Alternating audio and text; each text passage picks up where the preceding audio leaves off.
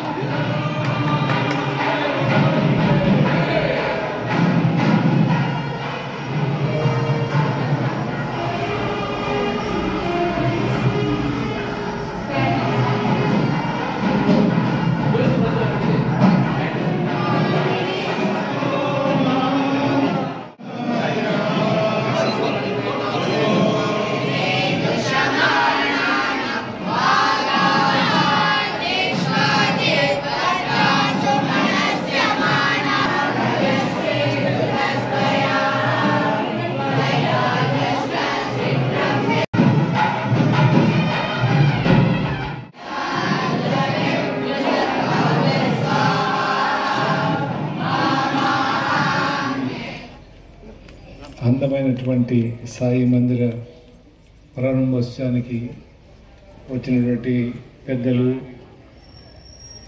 అక్క చెల్లెళ్ళు, అన్నదమ్ములందరికీ కూడా ప్రేమపూర్వకమైనటువంటి సాయిరాం.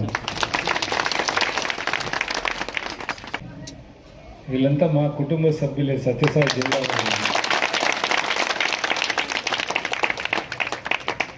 గోరంట్లకు రావడానికి నాకేం ఇబ్బంది ఉంటుంది, అందులో సత్యసాయి టైం కొంచెం తక్కువగా ఉంది, పనులు ఎక్కువగా ఉన్నాయి. కానీ ఇది కూడా మన సొంత ఇంటి పని కాబట్టి మనకి ఏ అలసట ఉండదు, ఏ ఇబ్బంది ఉండదు. చాలా సంతోషంగా ఉంది.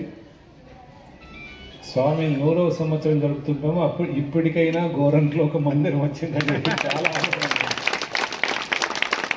కొన్ని వందల సార్లు, వేల సార్లు స్వామి ఇదే రోడ్లో బెంగళూరుకు వెళ్తూ వస్తున్నప్పుడు గోరంట్ల మీదనే వెళ్ళేవారు. గోరంట్లలో కూడా చాలామంది స్వామి పట్ల భక్తి విధేయత కలిగిన వాళ్ళు ఎంతోమంది ఉండేవారు.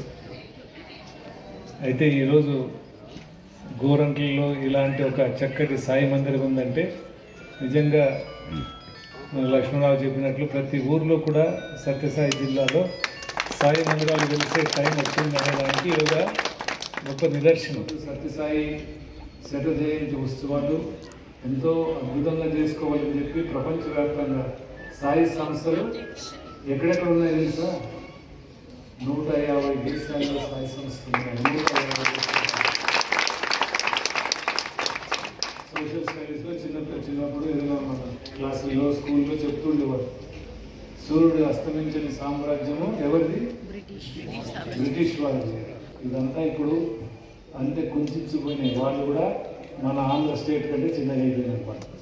అయితే ఈరోజు సూర్యుడు అస్తమించిన ఆధ్యాత్మిక సామ్రాజ్యం ఏదైనా ఉంటే అది భగవాన్ శ్రీ సత్యసాయిబాబా సృష్టించి ఆధ్యాత్మిక సామ్రాజ్యం అందులో అనుకున్నాం ఎటువంటి స్వామి వేరే కదా. ఈరోజు స్వామి ఉన్నప్పుడు కంటే ఎక్కువగా జనాలు వస్తున్నారు. అది ఎవరి గొప్పతనం? స్వామి యొక్క గొప్పతనమే, స్వామి యొక్క ప్రభనే, స్వామి యొక్క తేజస్సే. ఇదంతా ఇంతమంది ఇప్పుడు ఎక్కడి నుంచి వస్తున్నామో మనం అడ్రస్ అడిగితే ఎవరైనా చెప్తున్నారా? ఎక్కడి నుంచి వచ్చినాము ఎవరికి తెలియదు. పోయేటప్పుడు ఏమైనా అడ్రస్ ఇచ్చిపోతున్నారు పిల్లలకి? ఏం లేదు, అడిగిపోయినారో తెలియదు. కాబట్టి ఈ చిన్న జీవితంలో ఖర్చులు కార్పణ్యాలను కూడా ఆనందంగా జీవించాలి, ప్రశాంతంగా జీవించాలి, ప్రేమతో జీవించాలి, సేవ చేస్తూ జీవించాలి. అదే జీవిత పరమార్థం. అది నేర్చుకోవడానికే సత్యసాయి ఇక్కడ అవతారం తీసుకున్నారు. అది చెప్పడానికే ప్రపంచానికి అంతా వెలుగులు ఉంటారు. కాబట్టి మేము ఒక యోగ క్షేత్రానికి దగ్గరగా మనం పుట్టాం. గోరంట్ల క్షేత్రంలో మనం అందరూ కూడా సత్యసాయి జిల్లాలో అందరూ అదృష్టవంతులే.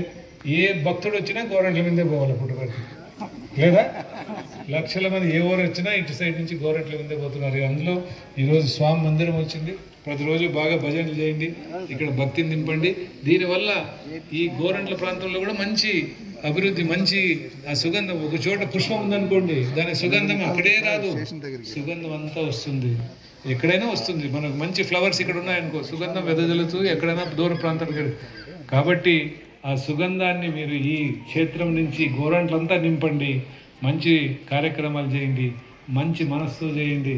స్వామి యొక్క చల్లని చూపులు, స్వామి యొక్క అనుగ్రహం, స్వామి యొక్క ప్రేమ మీ పైన నిండుగా మెండుగా దండిగా ఉండాలని, గోరంట్ల వాసుల యొక్క కుటుంబాలు ఎప్పుడు కూడా చల్లగా ఉండి మీరు మీ పాపలు పిల్లలతో సుఖశాంతులతో ఐశ్వర్యాలతో తొలుతూగాలని ఆ స్వామిని ప్రార్థిస్తూ సెలవు తీసుకుంటున్నాను.